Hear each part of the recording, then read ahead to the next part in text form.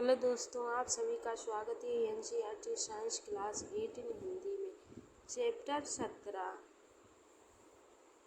तारे एवं सौर परिवार। तो यहाँ पे हमने 2 वीडियो करा दिए हैं, तो यहाँ पे हमारा तीसरा वीडियो स्टार्ट होगा। तो पार्ट 3 रहेगा। यहाँ पे हम पढ़ेंगे तारामंडल। तारामंडल क्या है, तारामंडल के बारे में पढ़ेंगे और विस्तार से समझेंगे। तो यहाँ तक हमने 16 चैप्टर कंप्लीट करा दिए हैं क्लास 8 साइंस के। अगर आपने ना देखे हो तो आप देखें, तो वहाँ से आपके क्या है सारे चैप्टर कंप्लीट हो जाएंगे। और ये चैप्टर हमारा ख़त्म होने के बाद जब फिनिश हो जाएगा तो चैप्टर नंबर हम 18 स्टार्ट करेंगे।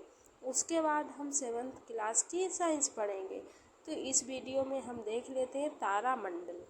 तारामंडल कुछ तक आकाश का प्रक्षेपण कीजिए। क्या कुछ तारे में दर्शाए अनुसार आकृतियों के समूह बनाए हुए हैं। पहचाने जाने योग्य आकृतियों वाले तारों के समूह को तारामंडल कहते हैं। किसे तारामंडल कहते हैं? जो पहचाने जाने योग्य आकृतियों वाले तारे, जो पहचाने जा सकते हैं, जिनकी आकृतियाँ वाले तारे होते हैं, उन्हें क्या कहते हैं? हम तारामंडल कहते हैं। प्राचीन काल में मनुष्यों ने आकाश में तारों को पहचानने के लिए तारामंडलों की अभिकल्पना की थी। क्या है? प्राचीन काल में मनुष्यों ने क्या किया? आकाश में जो तारों को पहचानने के लिए तारामंडल की अभिकल्पना की। तारामंडलों की आकृति उन व्यक्तियों की सुपरिचित वस्तुओं के लिए सदृश थी। रात्रि के आकाश में कुछ तारामंडलों की आप आसानी से पहचान कर सकते हैं। रात्रि में क्या है, जो तारामंडल है उनकी आप क्या कर सकते हैं? आसानी से पहचान कर सकते हैं। इसके लिए आपको ये जानना होगा कि कोई विशिष्ट तारामंडल कैसा दिखाई देता है और रात्रि के आकाश में उसे कहाँ देखना होगा। तो यहाँ पे हम देख लेते हैं तारामंडल कैसे हमें दिखाई देता है। तो चित्र में हम समझ लेते हैं कि हमें तारामंडल कैसे दिखाई देता है और कहाँ पर उपस्थित होता है।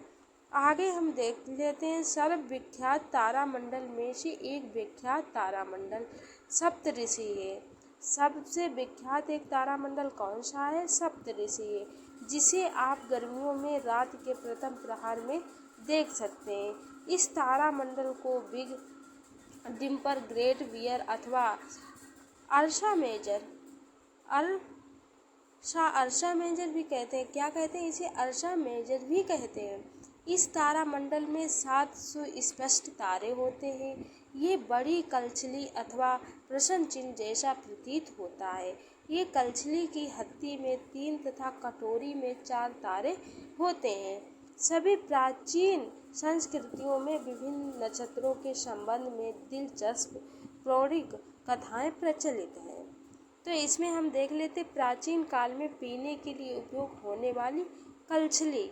जो इससे क्या है, ये लड़की पानी पी रही है, हमारी क्या है प्राचीन काल की कलछली है, इससे पानी पिया जाता था। अब देख लेते हैं सप्तऋषि। सप्तऋषि 7 प्रसिद्ध प्राचीन भारतीय संतों या ऋषियों के नामों के साथ संबद्ध है, जैसा कि नीचे दिए गए चित्र में दर्शाया गया है।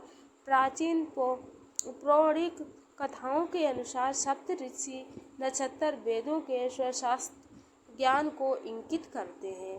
तो इसमें क्या हमें दिया गया है, इसमें हम देख लेते हैं। जो मरीचि है, वरिष्ठ है,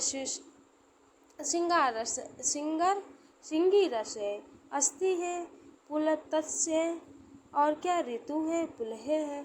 इसमें हम देख लेते हैं जो क्या है, अलकारद है, मिजार है, अलियोथ है, मैग्रेज है, अफेक्ता है और डप्पे और मेरख है। तो एक हमारा क्रियाकलाप दिया है, हम क्रियाकलाप के बारे में समझ लेते हैं और पढ़ लेते हैं। कुछ घंटों तक इस आपको क्रियाकलाप करने की कोई ज़रूरत नहीं है। अगर आप करना चाहें तो कर भी सकते हैं, ना करना चाहें तो कोई बात नहीं। तो ये आप क्या है, जो क्रियाकलाप है इन्हें अगर हम इनको पढ़ लेते हैं तो क्या हमें नॉलेज हो जाती, चीज़ें हमारे अच्छे से समझ में आ जाती हैं। इसीलिए हमें क्रियाकलाप करना ज़रूरी होता है, इसीलिए हम इन्हें पढ़ लेते हैं और समझ लेते हैं। तो कुछ घंटों तक इस तारामंडल का प्रक्षेपण कीजिए। क्या आप इसकी आकृति में कोई परिवर्तन देखते हैं? क्या आप इसकी स्थिति में कोई परिवर्तन देखते हैं? आप ये प्रक्षेपण करेंगे कि इस तारामंडल की आकृति समान रहती है। आप ये भी पाएंगे कि तारामंडल पूर्व से पश्चिम की ओर गति करता हुआ प्रतीत होता है। अब हम क्रियाकलाप 17.7 देख लेते हैं। इस क्रियाकलाप को गर्मियों में रात्रि के समय लगभग 9 बजे उस दिन कीजिए जब आकाश में चंद्रमा ना हो। आकाश के उत्तरी भाग का प्रक्षेपण करके सप्तऋषि को पहचानिए। इस कार्य में आप अपने परिवार के बड़ों की सहायता ले सकते हैं।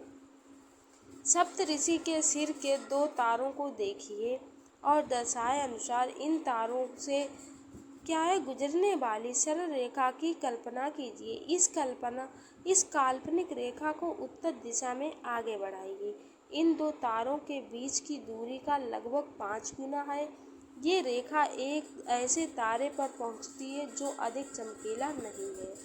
यह ध्रुव तारा है। ध्रुव तारे का कुछ समय तक प्रक्षेपण कीजिए।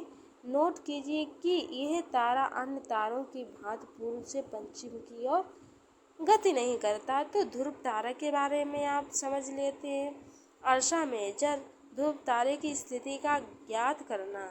तो इसमें हम लास्ट जो 17.8 क्रियाकलाप दिया गया इसे भी पढ़ लेते हैं। गर्मियों में किसी दिन रात्रि के समय 2 से 3 घंटे के अंतराल में सप्तऋषि का 3 से 4 बार प्रक्षेपण कीजिए।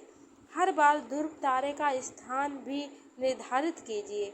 क्या सप्तऋषि पूर्व से पश्चिम की ओर गमन करता है?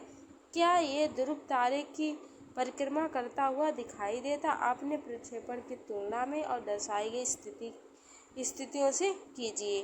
तो ध्रुव तारा इसे सप्तऋषि द्वारा तारे की परिक्रमा करता है। तो क्या है इसमें हम इससे समझ सकते हैं कि जो ध्रुव तारा दिया गया है इसमें सप्तऋषि ध्रुव तारे की परिक्रमा करता है। तो वास्तव में सभी तारे ध्रुव तारे की परिक्रमा करते हुए प्रतीत होते हैं। ध्यान दीजिए कि ध्रुव तारा दक्षिण गोलार्ध से नहीं दिखाई देता है। सप्तऋषि जैसे उत्तरी गोलार्ध के कुछ तारामंडल भी दक्षिणी गोलार्ध के कुछ स्थानों से नहीं दिखाई देते हैं। अब देख लेते हैं ओरायन एक अन्य विख्यात तारामंडल है जिसे हम सर्दियों में मध्य रात्रि में देख सकते हैं। यह एक आकाश में सर्वाधिक भव्य तारामंडल में गिना जाता है। कौन सा? ओरायन जो है तो क्या है इसमें से भी 7-8 चमकीले तारे हैं। ओरायन को शिकारी भी कहते हैं। इसके 3 मध्य होते हैं। तो कौन से इसके मध्य हैं? सौर परिवार है। सूर्य तथा इसकी परिक्रमा करने वाले खगोलीय पिंड से मिलकर सौर परिवार बना है। इस परिवार में बहुत से पिंड हैं जैसे ग्रह, धूमकेतु, क्षुद्र ग्रह तथा उल्काएं। सूर्य तथा इन पिंडों के बीच गुरुत्वाकर्षण बल के कारण ये पिंड सूर्य की परिक्रमा करते रहते हैं। जैसा कि हम जानते हैं कि पृथ्वी भी सूर्य की परिक्रमा करती है। ये सौर परिवार की एक सदस्य है। हम जानते हैं कि जो पृथ्वी है सूर्य की परिक्रमा करती है। ये सौर परिवार की एक सदस्य है। यह एक ग्रह है। इसके अतिरिक्त 7 अन्य ग्रह हैं जो सूर्य की परिक्रमा करते रहते हैं। सूर्य से दूरी के अनुसार इसके क्रम इस प्रकार हैं: बुध, शुक्र, पृथ्वी, मंगल, बुध, शनि, यूरेनस तथा नेपच्यून। तो हमें याद रखना है इसका क्रम। पहले क्या आता है? बुध, शुक्र, पृथ्वी, मंगल, बृहस्पति, शनि, यूरेनस तथा नेपच्यून। तो हम इसमें देख लेते हैं। पहले क्या है? सूर्य, बुध, शुक्र दिया है, पृथ्वी मंगल ग्रह दिया है, बृहस्पति दी है और क्या शनि दिया है, यूरेनस दिया है और नेपच्यून दिया है। सौर परिवार के पैमाने के अनुसार है। तो सौर परिवार का योजनाबद्ध दृश्य दर्शाया गया है। आगे हम देख लेते हैं। क्या आप जानते हैं सन 2006 तक सौर परिवार में 9 ग्रह थे। प्लूटो और सौर परिवार का सूर्य से दूरतम ग्रह था। सन 2006 में अंतर्राष्ट्रीय खगोलीय संघ में ग्रह की नई परिभाषा को अपनाया गया, जिसके अनुसार प्लूटो ग्रहों की श्रेणी में नहीं आता है। अब ये सौर परिवार का ग्रह नहीं है। हमारा कौन सा ग्रह हट गया है? जो प्लूटो, ये सौर परिवार में नहीं आता है। आइए सौर परिवार के कुछ सदस्यों के बारे में जानकारी प्राप्त करते हैं। पहले हम देख लेते हैं सूर्य। सूर्य हमसे निकटतम तारा है। यह क्या है? सूर्य हमसे एक निकटतम तारा है। यह निरंतर विशाल मात्रा में ऊष्मा तथा प्रकाश उत्सर्जित कर रहा है। पृथ्वी की लगभग समस्त ऊर्जा का स्रोत बुध है। वास्तव में सभी ग्रहों की ऊष्मा तथा प्रकाश की ऊर्जा का प्रमुख स्रोत सूर्य ही है। तो इसमें हम देख लेते हैं ग्रह तारों की भांति प्रतीत होते हैं। ग्रह कैसे हैं? तारों की भांति हमें प्रतीत होते हैं, परंतु ग्रहों में अपना प्रकाश नहीं होता है। वे केवल अपने ऊपर पड़ने वाले सूर्य के प्रकाश को परावर्तित करते हैं। क्या आप तारों तथा ग्रहों में भेद कर सकते हैं? ग्रहों तथा तारों में अंतर करने की सरलतम विधि यह है कि तारे टिमटिमाते हैं। ग्रह और तथा तारों में क्या है? जो तारे होते हैं वो टिमटिमाते हैं, जबकि ग्रह ऐसा नहीं करते हैं। तारों के सापेक्ष सभी ग्रहों की स्थिति भी बदलती रहती है। जो तारे हैं उनके सापेक्ष क्या होती है? ग्रहों की स्थिति भी बदलती रहती है। आगे देख लेते हैं। प्रत्येक ग्रह एक निश्चित पथ पर सूर्य की परिक्रमा करता है। इस पथ को कक्षा कहते हैं। जो प्रत्येक ग्रह होता है सूर्य की परिक्रमा करते हैं, इसे हम क्या कहते हैं? पथ को कक्षा कहते हैं। किसी भी ग्रह द्वारा सूर्य की एक परिक्रमा पूरी करने में लगे समय को हम उस ग्रह का परिक्रमा काल कहते हैं। ग्रहों की सूर्य से दूरी बढ़ने पर उनके परिक्रमा काल में भी वृद्धि हो जाती है। तो क्रियाकलाप हमारा दिया गया है 7.9। तो 17.9 दिया गया है। आपने 4-5 मित्रों के साथ खेल के मैदान में जाइए और 1 मीटर से 1.8 मीटर, 2.5 मीटर, 3.8 मीटर त्रिज्या के संकेंद्रीय वृत्त खींचिए। अपने किसी एक मित्र से केंद्र पर खड़े होकर सूर्य को निरूपित करने के लिए कहिए। आपके अन्य मित्र बुध, शुक्र, पृथ्वी तथा मंगल को निरूपित कर सकते हैं। आपने अपने मित्रों से अपनी कक्षाओं में वामावर्त दिशा में सूर्य की परिक्रमा करने के लिए कहिए। क्या उनकी एक दूसरे से टक्कर होती है? ग्रह अपनी कक्षा में गमन करते हैं। तो ग्रह क्या करते हैं? अपनी कक्षा में गमन करते हैं। सूर्य की परिक्रमा करने के साथ साथ ग्रह लट्टू की भांति अपने अक्ष पर घूर्णन भी करते हैं। जो सूर्य होता है परिक्रमा करने के साथ साथ क्या करता है? अपने अक्ष पर घूर्णन करता है। अपने अक्ष पर क्या करता है?